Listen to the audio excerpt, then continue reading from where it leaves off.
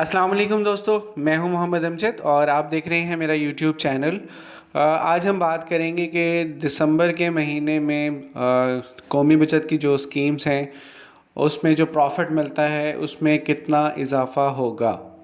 आप लोग बेहतर जानते हैं कि स्टेट बैंक ऑफ पाकिस्तान ने शरह सूद में इजाफ़ा कर दिया है। पहले ये 15% थी, अब इसको बढ़ाकर 16% कर दिया गया है। शरह सूद या इंटरेस्ट रेट जिसे हम कहते हैं, किसी भी मुल्क की मॉनेटरी पॉलिसी में इंटरेस्ट रेट का जो बेसिकली किरदार होता है वो ये होता है कि इन्फ्लेशन को ये कंट्रोल करता है, अफरात ज़र जिसे कहते हैं, और इसके साथ ही मुल्क की करेंसी जो है उसको भी स्टेबल करने के लिए शरह सूद को कम या ज़्यादा किया जाता है। शरह सूद का जो इम्पैक्ट होता है वो प्रोमिनेंट होता है, लेकिन इसको चेंज भी किया जा सकता है। 2022 में जो ये स्टार्ट हुआ था तो उस वक्त शरह सूद थी 9.75%। अप्रैल में इसको तब्दील करके 12.25% कर दिया गया, तकरीबन 2.5% का इजाफा हुआ। मई में ये 13.75% हुई, 1.50% का इजाफा हुआ। जुलाई में 15% हुई और नवंबर में इसे बढ़ाकर 16% कर दिया गया है।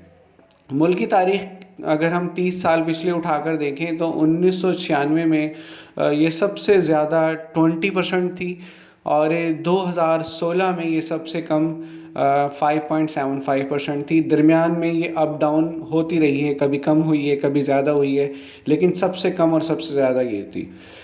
कौमी बचत और शरह सूद का अगर हम कहें कि चोली दामन का साथ है तो ये गलत नहीं होगा, क्योंकि शरह सूद हर तरह के मालियाती इदारे पे इम्पेक्ट करती है और इंटरेस्ट रेट ज़्यादा होने से मुनाफे में इजाफ़ा या कमी होगी, इसके बारे में अभी फ़िलहाल कुछ नहीं कहा जा सकता। उसकी रीज़न ये है कि लास्ट टाइम जब इंक्रीज़ आया था तो उस टाइम पर कुछ स्कीम्स में मुनाफे में कमी भी हुई थी।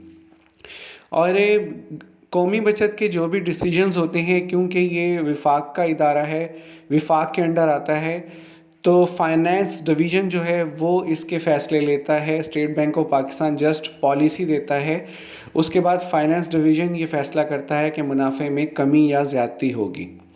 उम्मीद है वीडियो पसंद आई होगी। वीडियो को लाइक कीजिए, शेयर कीजिए और सब्सक्राइब लाजमी कीजिएगा ताकि मज़ीद अपडेट्स आप तक पहुँचती रहें। अल्लाह हाफ़िज़।